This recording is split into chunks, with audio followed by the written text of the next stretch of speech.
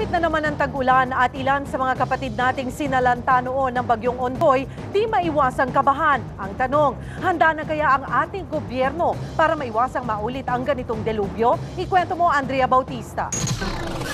Tandang-tanda pa ni Aling Cleopa nang tangayin ng rumaragasang baha ang kanilang bahay sa Cainta, Rizal 2 taon na ang nakalilipas.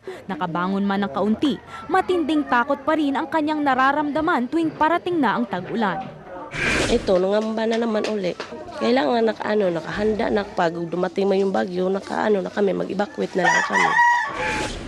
Isa lang si Aling Cleopa sa mga matinding nasalanta ng bagyong Ondoy dito sa Cainta. Dito sa Kabisig sa Barangay San Andres sa Cainta, umabot hanggang sa flooring na ito ang tubig baha. Ito na ang pinakamataas na bahay dito sa lugar na ito na may 3 palapag. Kaya ang mga bahay na hanggang 2nd floor lang talagang nalubog. Sabi ni Cainta Mayor Mon Ilagan, handang-handa na sila sakaling maulit ang Ondoy.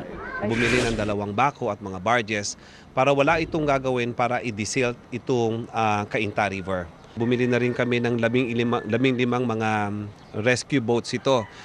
Pero sabi ng isang eksperto, laliman man ang lahat ng ilog, maging ang mga floodway sa Metro Manila, hindi pa rin malayong magkaroon muli ng malaundoy na baha. Wala raw kasing ginawang bagong daluyan na pwedeng daanan ng tubig.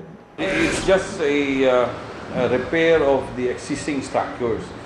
There was a damage here, somewhere in the floodway. The upper stream, the overflow, the walls here have been damaged. Sa ngayon, 2 flood control projects ang pinag-aaralan ng DPWH. Isang dam na sasalo sa tubig mula sa mga bundok ng Antipolo at gawing isang malaking dam ang Laguna de Bay para mas maraming tubig ang masalo nito. Ibig sabihin, ikulong mo muna yung tubig, then pag bumaba na yung tubig sa baba, saka mo i-release.